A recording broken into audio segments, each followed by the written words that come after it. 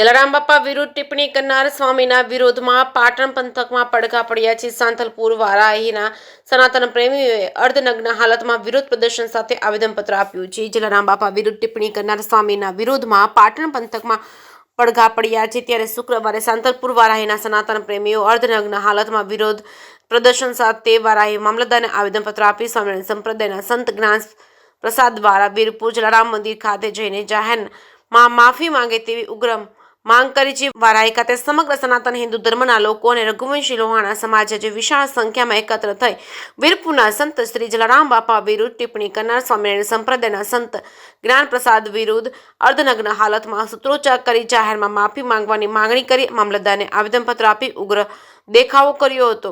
સાંતલપુર વારાહી સહિતના સમગ્ર વારાહી હિન્દુ સમાજના લોકો, રઘુવંશી લોહાણા સમાજના લોકોએ બસ સ્ટેશનથી લઈ રેલી યોજી રામધૂન સાથે મામલતદાર કચેરી ખાતે પહોંચી અર્ધનગ્ન થઈને વિરોધ પ્રદર્શન કરી આવેદનપત્ર આપી વીરપુરના જલારામ બાપા જલારામ ભક્તોની ઉપસ્થિતિમાં જ સ્વામિનારાયણના સંત જ્ઞાન પ્રસાદ માફી માંગે તેવી માંગ કરી હતી। જે કેસની ગુજરાતી સાથે મનુ ઠક્કર, રાધનપુર। जो ज्ञान प्रकाशजीए जे जलाराम बापा विषे जे टिप्पणी करी है एना खरेखर केसरी लुगड़ा लजवे एवं कर्युं छे अने एना केसरी लुगड़ा काढी नाखी अने अमारा भेगो संसारमां आवी जवुं पड़े। आवा वाणी विलास करे खरेखर एने खोटुं कर्युं छे। एने जलाराम बापानी नहीं पण आखा समाजनी माफी मागवी जोईए एवी अमारी मागणी छे। शुं नाम?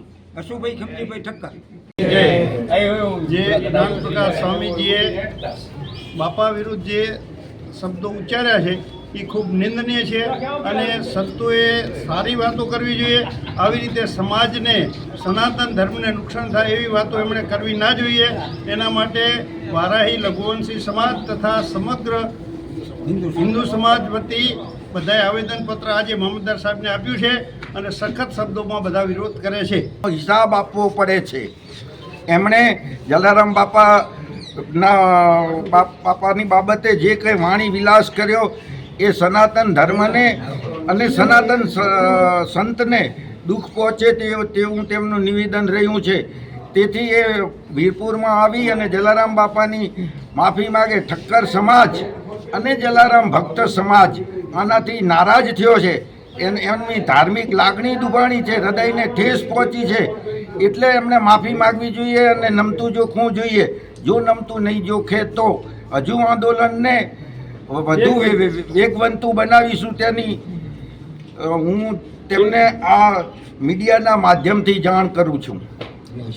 આથી અમો સમગ્ર સનાતનીઓ તથા રઘુવંશી સમાજ વારાહી અને સાંતલપુર તાલુકો સ્વામી જ્ઞાન પ્રકાશજી જે સ્વામિનારાયણના સંતે સુરત આમરોલીમાં પૂજ્ય જલારામ બાપા વિશે ખોટી ટિપ્પણી કરી, બિલકુલ ખોટી વાર્તા ઘડી અને તમને કહું સમગ્ર સમાજ સનાતની સમાજનું જે એમ કે અપમાન કર્યું છે અને એ અપમાનના દુઃખને કારણે અમે આજરોજ મામલતદાર કચેરી વારાહી ખાતે એ વિષયનું સખત વિરોધ કરતો આવેદનપત્ર આપ્યું છે।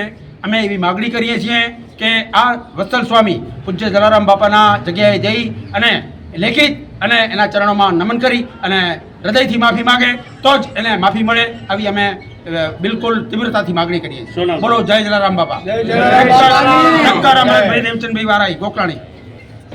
આજ રોજ અમે વારાહી મામલતદાર ઓફિસે જ્ઞાન પ્રકાશ જે અમારા જલા બાપા માટે જે ટિપ્પણી કરી છે એ સખત શબ્દોમાં આજે વખોડીએ છીએ અને આવા સંતોને, એમના ધર્મના જે ગુરુ હોય એમને આવા લોકોને કાઢી મેળવા જોઈએ, આવી અમારી સખત માગણી છે।